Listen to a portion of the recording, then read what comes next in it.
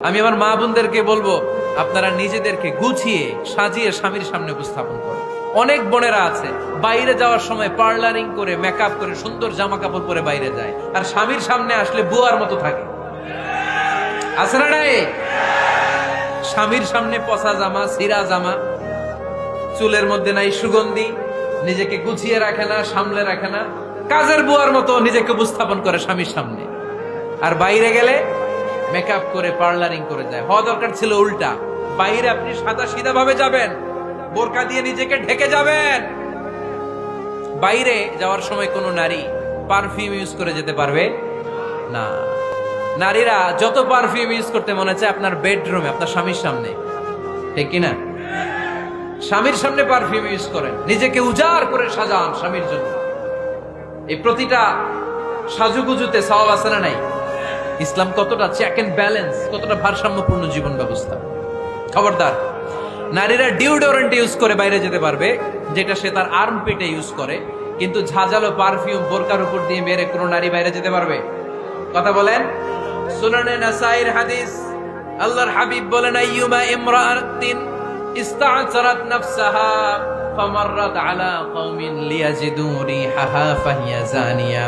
কোন নারী যদি তার জামার উপর দিয়ে পারফিউম মেখে পুরুষ লোকের দৃষ্টি আকর্ষণের জন্য ঘরের বাইরে বের হয়, যতটা পুরুষ তার চেহারার দিকে লোলুপ দৃষ্টি নিয়ে তাকাবে, ততটা পুরুষের সাথে জিনার গুনাহ ওই মহিলার আমলনামায় তুলে দিবে কে?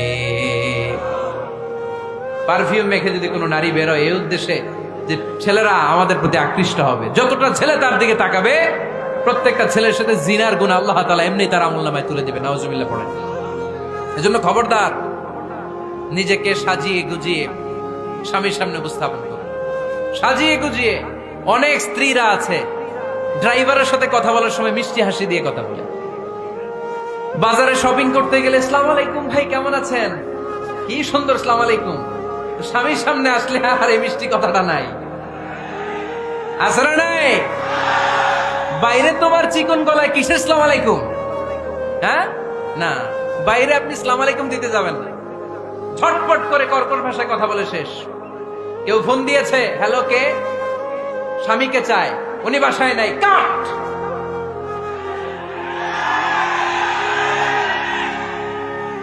কারে চান? আপনার হাজবেন্ডের, নাই, কাট, শেষ করে দিবেন। মিষ্টি মিষ্টি আসসালামু আলাইকুম আসসালামু আলাইকুম বলা যাবে নাকি? খবরদার, খবরদার। বাজার করতে গেলে কি মিষ্টি হাসি, দোকানে গেলে কি মিষ্টি আলাপ, ড্রাইভারের সাথে কি সুন্দর কথা, সিএনজি ওয়ালার সাথে কি সুন্দর আলাপ, আর ঘরে আসলে এই চেহারাটারে এরকম করে রাখে। আছে না নাই? ঘরে আসলেই স্বামীর সাথে খিটখিটে মেজাজ। না, উল্টো করে ফেলছেন আপনি। বরং স্বামী ছাড়া অন্যদের সাথে কথা শর্টকাটে সারবেন, যাতে কোনো ফিতনা চলে না আসে। চিল্লায় বলেন ঠিক কিনা? আর নিজেকে স্বামীর জন্য উজাড় করে সাজান, পার্লারিং করেন, বিউটিফিকেশন করেন, মেকআপ করেন, বেডরুমে পারফিউম মাখেন, নিজেকে উজাড় করে স্বামীর জন্য সাজান। সওয়াব দিয়ে আপনার আমলনামাটারে পূর্ণ করে দিবে কে? বিশ্বনবী যখন সফরে যেতেন, সফর থেকে ফিরে আসার সময় ডিরেক্টলি স্ত্রীর ঘরে যেতেন না। বিশ্বনবী একজনকে ঘরে পাঠিয়ে দিতেন, মদিনার উপকণ্ঠে কিছু সময় অপেক্ষা করতেন, আর বলতেন আজকে আমি আয়েশার ঘরে যাব। আয়েশারে যে বলো আমি এসেছি, কয়েক ঘন্টা পরে আয়েশার ঘরে আমি ঢুকবো। সুবহানাল্লাহ পড়েন। স্ত্রীকে সময় দিতেন, কারণ স্ত্রী হয়তো কাজ করে, ঘর গুছায়, ঘেমে থাকতে পারে, তাকে নিজেকে গুছানোর জন্য সময়ের দরকার আছে না নাই? লম্বা সফর শেষ করে, সেই বুখারীর হাদিস, বিশ্বনবী যখন সফর শেষ করে মদিনায় ফিরতেন, ডিরেক্টলি স্ত্রীর কাছে যেতেন না, মদিনার উপকণ্ঠে ওয়েট করতেন এবং বার্তাবাহককে পাঠাতেন, যে বলো যে আজকে আমি সফিয়ার ঘরে থাকবো। সফিয়াকে সময় দিতেন 2-1 ঘন্টা, যাতে নিজেকে সাজিয়ে নিতে পারে। সুবহানাল্লাহ। এজন্য প্রতিটা স্ত্রীর উচিত, আমার মা বোনেরা যারা আপনার মহিলা প্যান্ডেল থেকে শুনছেন, নিজেকে উজাড় করে স্বামীর জন্য সাজান। আপনার সাজুগুজু